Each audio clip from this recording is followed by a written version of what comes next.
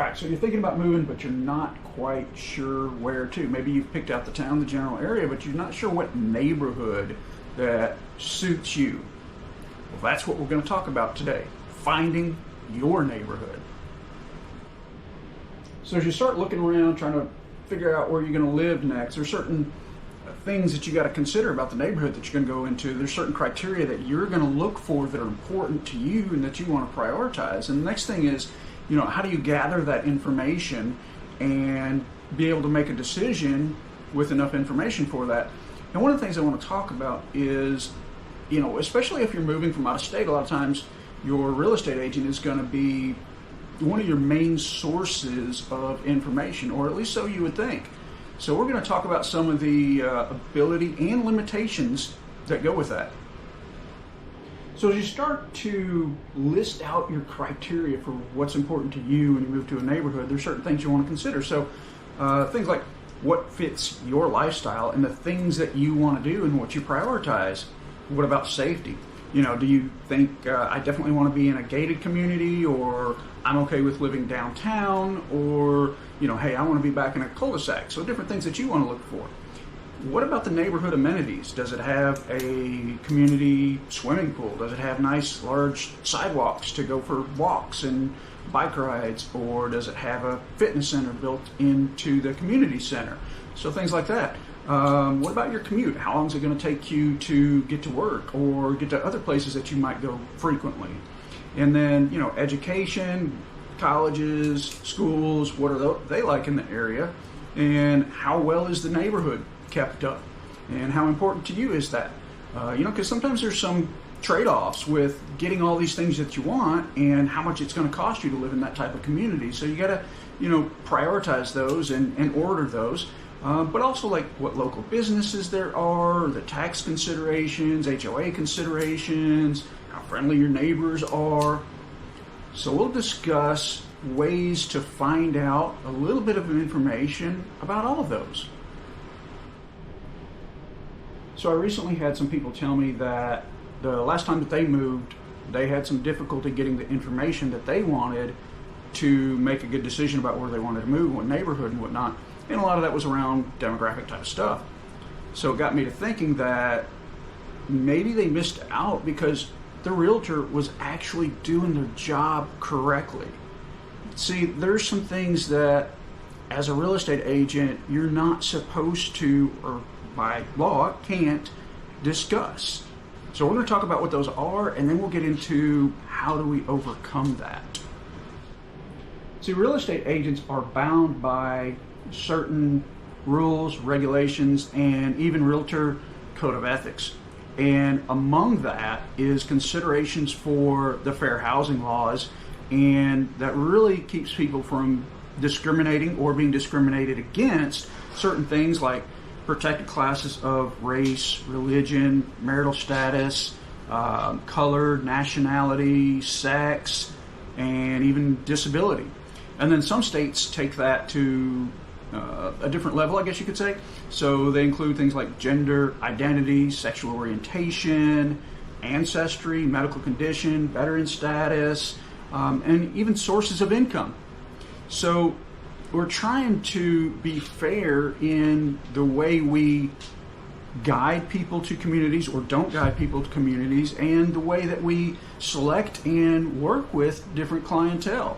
And a realtor is not really supposed to provide those type of demographics or instruct a client to favor one area over another by any of those different protected classes as well. So that's why you may have not gotten all the information that you wanted. We think most of the time that, hey, our real estate agent knows so much about the area, I'm going to rely on them for certain information. And unfortunately, that's really not how it works, because we have guidelines against doing just that. Within the National Association of Realtors guidelines, there's a fair housing declaration. And what that does is state that realtors are supposed to provide equal professional service to all people and to all classes.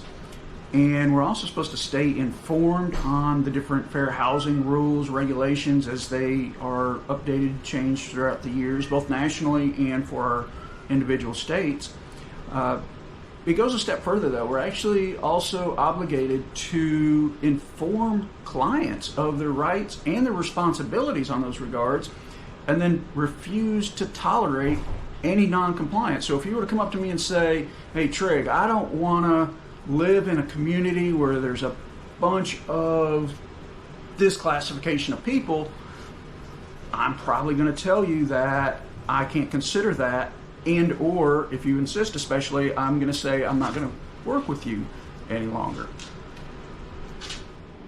That's not to say that a real estate agent can't provide you good, useful information to help you make your decision. In fact, there are several things that we certainly can provide. One of those is, property value trends. That's certainly something well within our wheelhouse.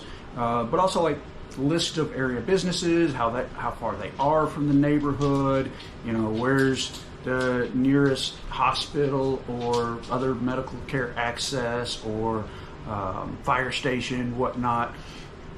List of community amenities. What do we have as far as sidewalks, pools, gyms within the community, and even contact information for the local HOA representative. We also give you lists of programs that are at certain schools, although we can't give you the rankings or tell you how good they are or not. That one seems a little bit weird, but there's some underlying reasons for it. So the biggest thing that we really help out with is giving you the sources and methods to make those determinations for yourself. While your real estate agent is going to provide you some useful information, it's really important that you check things out for yourself, right?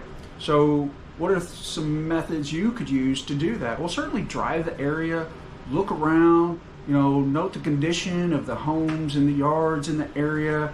Are there things that you would consider important, like good lighting, bike lanes, sidewalks, how far are we to businesses and medical care? One of the things I like to do when I'm out showing houses with buyers, if they're not familiar with the area, is we'll sit at the house either while we wait to go in or when we're leaving and just GPS different things. Hey, I really like Starbucks. I want to know how far that is from here. Or, hey, my favorite grocery store is Trader Joe's. You can just quickly GPS that and see how far that is for you.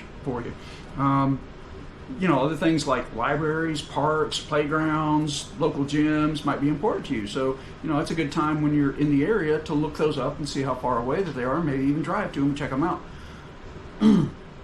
You probably also want to use that GPS to look at your commute times. If you got a decent drive to work, you want to know how long it's going to take you, and do that at the right time of day. Checking it out at noon, that probably isn't going to tell you the story if you're going in work at 7:30, 8 o'clock every day. So make sure you do that at the right time.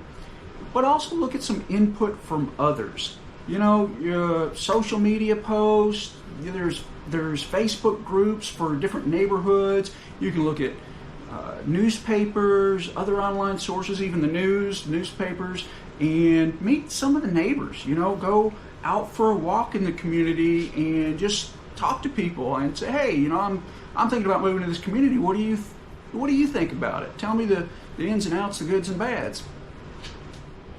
To make it easy for people to move in from different locations, I put together this list of online resources that will tell you about different criteria that you might feel is important to you. And a lot of these, as you click through them, you might say, okay, well, I've done enough on crime rate information or whatever you're looking at. But check all of them out, because a lot of them are really actually multi-source information. So feel free to check all those out. Those are just, general public domains. A couple of them you may have to pay for to get information on, but those are all really good sources to check out. So here's some other links. Some of them, like Nextdoor and Best Places, are really kind of well-rounded websites that'll give you a variety of information. And then notice over on the financial and other resources, like the Census Bureau gives you ton of different statistics to look at, including demographics if you want to look at it that way, so that's available. And then you can look at somewhat similar things, but more financial data on the world population website. And I always look. And you can also always refer to the various county websites, tax appraisers' websites will give you good information about what to expect for taxes and more details on the homes as well.